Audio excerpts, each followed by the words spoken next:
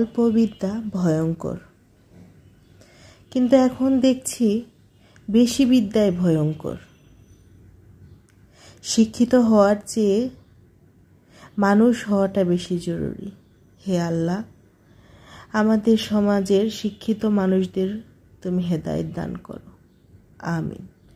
বিসমিল্লাহির রহমানির রহিম। আসসালামু আলাইকুম। কেমন আছেন সবাই? আশা করছি দেশ এবং দেশের বাইরে যে যেখান থেকে আমার ভিডিওটি দেখা শুরু করেছেন সকলে ভালো আছেন, সুস্থ আছেন। আমি বলছি আমার প্রাণেশ্বর, ঢাকা থেকে। আজকে আপনাদের দেখাবো আমি কিভাবে মোমো বানাচ্ছি সেই রেসিপিটা। তো এখানে আমি 2 কাপ ময়দা নিয়ে নিলাম, আর নিয়ে নিলাম 1 কাপ 2 কাপ ময়দার সাথে 1 কাপ কর্নফ্লাওয়ার, তারপরে কিছুটা লবণ, তারপরে পানি দিয়ে সুন্দর করে মেখে নেবেন। নর্মাল পানি দিয়ে মাখলেই হবে, অল্প অল্প করে পানি দিয়ে মাখলেই ভালো হয় ডোটা, তাহলে আপনি বুঝতে পারবেন আপনার কতটুকু পানি লাগবে। তো শুরুতে যে বললাম না অল্প বিদ্যা ভয়ঙ্কর, এখন দেখছি বেশি বিদ্যায় ভয়ঙ্করী। আসলে এটা বলার কারণ একটা পোস্ট দেখছি, মানে যা রীতিমতো আমাকে খুব ভাবাচ্ছে। ফেসবুকে স্ক্রল করতে করতে এই পোস্টগুলো দেখতে আর ভালো লাগছে না। ঢাকা বিশ্ববিদ্যালয়ে একটা ছেলে নাকি মোবাইলটা চুরি করেছিল, তাকে কতক্ষণ মারার পরে তারপর আবার তাকে ভাত খাইয়ে তারপর আবার তাকে মারতে মারতে নাকি মেরেই ফেলেছে। তো এটা কি আমাদের শিক্ষিত সমাজের কাজ? কোনোদিনও এটা শিক্ষিত সমাজের কাজ হতে পারে না। তো যারা এই কাজ করেছে তারা কোনো দিনও ঠিক কাজ করেনি। সব কিছুর একটা লিমিটেশন থাকে, এগুলো সব লিমিটের বাইরে চলে গেছে। তো এগুলো নিয়ে বলতে গেলেও খারাপ লাগছে, কিছু আসলে বলার ভাষা নেই। তো আজকে আমি বানাবো সবজি দিয়ে মোমো। তো সব ধরনের সবজি কেটে নিলাম, আর এখানে পেঁয়াজ, ক্যাপসিকাম, রসুন কুচি, আদা কুচি আছে, আর আমি কেটে নিয়েছি বরবটি, গাজর আর পাতাকপি। তো এই যে আমি সবজিগুলো সুন্দর করে দেখিয়ে দিলাম। সব সবজি আসলে তো মোমোতে দেওয়া যায় না, তো যেগুলো দেওয়া যায় সেগুলোই আপনাদের সাথে শেয়ার করলাম। আর এখানে যে আমি পেঁয়াজটা নিয়েছি, পেঁয়াজটা কিন্তু সবজি হিসাবেই নিয়েছি। তো আমি একটা ফ্রাই প্যান বসিয়ে দিলাম, তারপরে রসুন কুচি আর আদা কুচি সুন্দর করে ভেজে নেব। আমি ঝালের জন্য কোনো কাঁচামরিচ ব্যবহার করব না, জাস্ট গোলমরিচ ব্যবহার করব। তো আদা কুচি আর রসুন কুচি ফ্রাই হওয়ার পরে সুন্দর করে যে ভেজে নেব,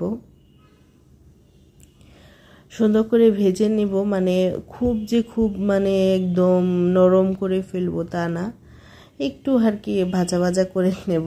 কালারটা যেন একটু হালকা চেঞ্জ হয় সেভাবে ভাজা ভাজা করে নেব। তো এই যে সবজিগুলো সব কিছু দেওয়ার পরে এখন এই যে ক্যাপসিকাম আর পেঁয়াজ যে কেটে রেখেছিলাম সেগুলো দিয়ে দিলাম। এগুলো কিন্তু আমি সবজি হিসাবেই ব্যবহার করছি, যার জন্য শুরুতে তেলের মধ্যে পেঁয়াজটা দিইনি। তো এখন খুব সুন্দর করে মাখিয়ে সুন্দর করে একত্র করে ভেজে নেব। তো আজকে কোনো আপুর কমেন্ট পড়তে পারছি না, কারণ ভীষণ ব্যস্ততার মধ্যে আছি, যার কারণে ভিডিও আপলোড দিতে পারছি না ঠিক মতো। আমার গতকাল ভিডিও আপলোড দেওয়ার কথা ছিল, তো তাও দিতে পারিনি। এতটা ব্যস্ততার মধ্যে দিন পার করছি, আর এত গরম যার কারণে কিচ্ছু ভালো লাগছে না, প্রচণ্ড গরম। এই যে গরমে আমি ফ্যান বন্ধ করে ভয়েস দিচ্ছি, আমি শুধু ঘেমে যাচ্ছি, এত ঘেমে যাচ্ছি আসলে পুরো ভিজে যাচ্ছি। তো এই যে এখন এ পর্যায়ে আমি একটু পরিমাণ সয়া সস দিয়ে দিলাম, আর দেব গোলমরিচ। বাস আমার সবজি ভাজা হয়ে যাবে এতেই। আজকে কিন্তু আমি আর আমার মেয়ে যৌথ প্রযোজনায় আমরা দুজন মিলে এই সবজিটা ভেজে নেব। মানে আমার মেয়ে আমাকে প্রচণ্ড হেল্প করছে সব কাজেই, শুধু এই কাজে না, আমার রান্নার সকল কাজে আমার মেয়ে আমাকে হেল্প করে। তো পাশের চুলায় আমি কিছুটা সয়াবিন তেল দেব। সয়াবিন তেলের মধ্যে আমি রসুন কুচি, আদা কুচি দিয়ে ভেজে নেব। মোমোর সাথে যে একটা সস খায় না, অয়েল সস, সেই সসটা বানানোর জন্য অনেকেই অনেক রকম ভাবে বানায়, তবে আমাদের বাসায় যেটা সবার পছন্দ, তো আমি সেভাবেই বানিয়ে নিচ্ছি। তো আমি তেলের মধ্যে আমি খুব বেশি তেল নিইনি। আর এখানে তিল, শুকনা মরিচের গুঁড়া আর চিলি ফ্লেক্স, হালকা গোলমরিচ দিয়েছি। তো এগুলোর মধ্যে গরম তেলটা ঢেলে দিলাম। এখন সুন্দর করে মাখিয়ে নেব। খুব বেশি তেল দিইনি, কারণ হলো তাহলে উপরে শুধু তেল ভেসে উঠবে আর নিচের যে জিনিসগুলো সেগুলো খাওয়া হবে না, শুধু তেলই খাওয়া হবে। সেই জন্য তেলটা আমি একটু কমই দিয়েছি। এতে করে আমার ভালো লাগে। অনেকে এগুলা ছেঁকে দেয়, তেলের যে রসুন কুচি বা আদা কুচি দেয়, এটা ছেঁকে দেয়। আমি দিই না, আমার এটা খেতেই ভালো লাগে, একটা সুন্দর একটা স্মেল আসে। তো এটা আমি ঠান্ডা হওয়ার জন্য রেখে দিলাম। আর সবজিতে লাস্টে আমি একটু কর্নফ্লাওয়ার পানিতে গুলিয়ে রেখেছিলাম, সেটা ব্যবহার করব। এতে করে সবজিতে একটা আঠালো ভাব চলে আসবে, যাতে করে সবজি পড়ে যাবে না। তো আমি এই যে এখন কি বলে মোমোর শেপ দিয়ে, আপনার যে যেমন ইচ্ছা শেপ দিয়ে বানাতে পারেন। আমি আমার মেয়ে, আমাদের মনে যেরকম ডিজাইন এসেছে আমরা দুই মা মেয়ে মিলে সেগুলো বানিয়ে নিয়েছি। তো এই যে দেখেন, আমি সুন্দর করে গোল করার জন্য একটা হরলিক্সের মুখা নিয়েছিলাম, তো সেটাতে গোল করছি। গোলটা সুন্দরই হয়েছে, কিন্তু সমস্যা হয়েছিল এই যে বাড়তিগুলো বের হয়েছে না, এই বাড়তিগুলো আবার আমাকে বেলতে হয়েছে। তো এই যে আমি দেখেন কিভাবে বানিয়ে নিচ্ছি। প্রথমে মাঝখানটা আটকিয়ে তারপরে একটু একটু ভাঁজ করে সামনের দিকে নিয়েই হয়ে গেল আমার মোমো বানানো।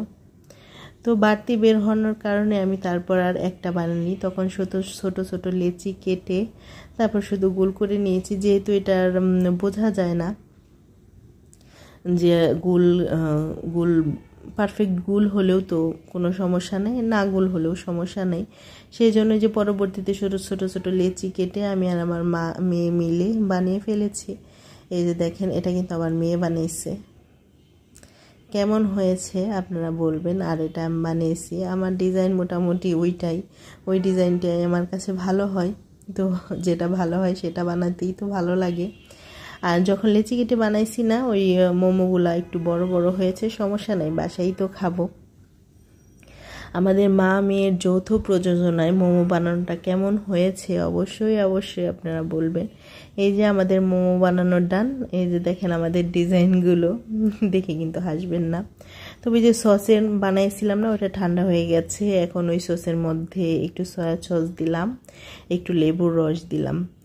এতে করে খেতে আরও বেশি ভালো লাগে। লেবুর একটা সুন্দর টকটক ফ্লেভার আসে, ভীষণ কিন্তু ভালো লাগে। আপনারা এভাবে কিন্তু বানিয়ে দেখতে পারেন। তো স্টেপ বাই স্টেপ আমার মতো কাজ করলে কিন্তু আপনাদের মোমো বানাতে অনেক অনেক সহজ লাগবে। তো এই যে আমার সসটা রেডি হয়ে গেছে। সসটা কিন্তু খেতে ভীষণ ভীষণ মজা হয়েছিল।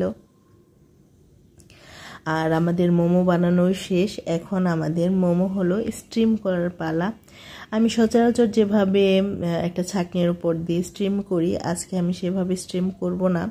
তো আমি কিভাবে স্টিম করছি নতুনভাবে সেটাই আপনাদের সাথে শেয়ার করছি। একটা ফ্রাই প্যানে আমি হালকা পরিমাণে তেল ব্রাশ করে দিলাম, খুবই হালকা, একবার দিয়েছি আর কিন্তু দেয়নি। যে কয়টা পেঁয়াজ ভেজেছি আর দিইনি। তো আমি একটু ওই যে ভেজে নেব মোমোগুলো। তারপর ভাজা হয়ে গেলে আমি পরিমাণ মতো পানি দিয়ে ঢেকে সিদ্ধ করে নেব।